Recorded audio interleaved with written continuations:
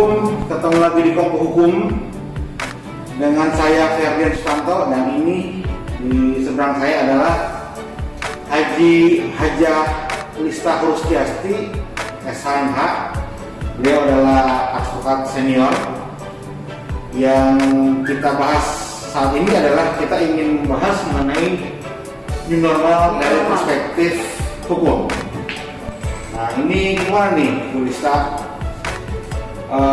Ketika kita bicara mengenai new normal, artinya kan sebelumnya kita berbicara tentang PSBB sebelumnya ya, tentu terkait COVID. Nah, kalau dari kacamata hukum melihat dampak COVID dan PSBB itu gimana nih Bu Lista?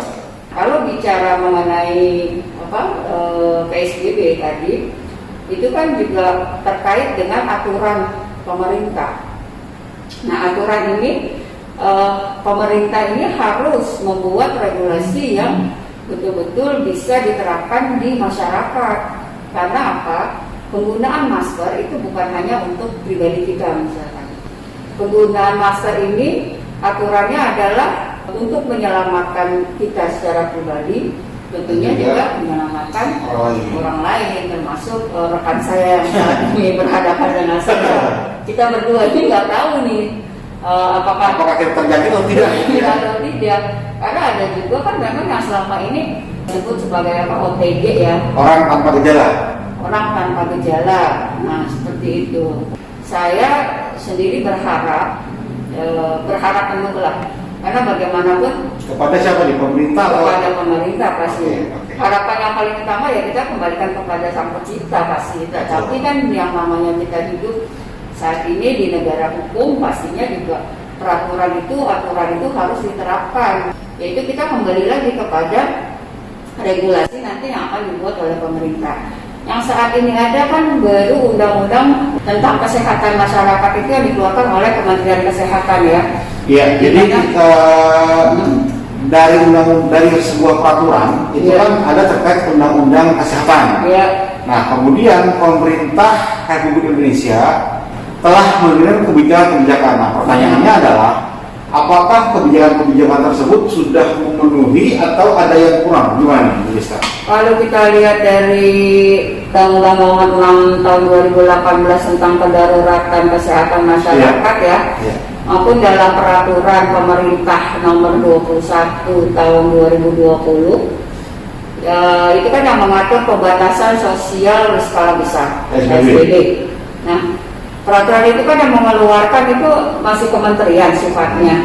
Pastinya itu juga kepentingannya untuk internal dari kementerian itu sendiri. Kalau kita kaitkan secara keseluruhan saat ini Indonesia mengalami hal yang sama mungkin di negara lain pun, kami juga berharap dari sisi penerapan hukumnya itu ada kejelasan, kepastian, dan pastinya juga setiap regulasi yang dikeluarkan oleh pemerintah itu juga pasti ada sanksi hukumnya. Nah, di mana ini harus menjadi satu kesatuan. Kita nggak bisa pemerintah berjalan sendiri, masyarakat berjalan sendiri. Harus menjadi satu kesatuan bahwa memang kita bahu membahu gitu ya. Ini harus ada kolaborasi yang jelas antara pemerintah dan masyarakat. Jadi masyarakat pun kalau memang regulasi ini sudah dikeluarkan oleh pemerintah dan diterapkan, termasuk juga segala sanksi hukum yang ada, itu harus melalui proses pertama itu, misalkan sosialisasi. Itu penting. Mengenai PSBB yang sedang berlangsung, apakah PSBB ini akan diperpanjang atau tidak. Nah, pastikan dulu ini regulasinya kan.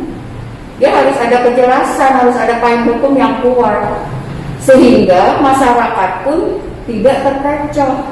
Satu itu. Yang kedua, yang kita harapkan regulasi ini dibuat juga untuk para pencari nafkah.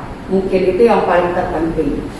Kembali lagi memang keselamatan itu yang paling utama, kesehatan itu yang paling utama. Menjaga kesehatan, menjaga keselamatan diri itu prioritas, dan itu menjadi bagian tanggung jawab pribadi kita sendiri sebagai warga masyarakat, sebagai individu, sebagai makhluk Tuhan pastinya, sebagai makhluk Allah yang Maha Kuasa, tetapi sebagai warga negara di sebuah negara yang mempunyai aturan hukum yang pasti dan jelas, itu juga harus masuk ke dalam aturan-aturan yang akan dibuat oleh pemerintah dalam menghadapi kehidupan yang baru ini. Ini adalah pandemi yang dinamanya coronavirus COVID-19.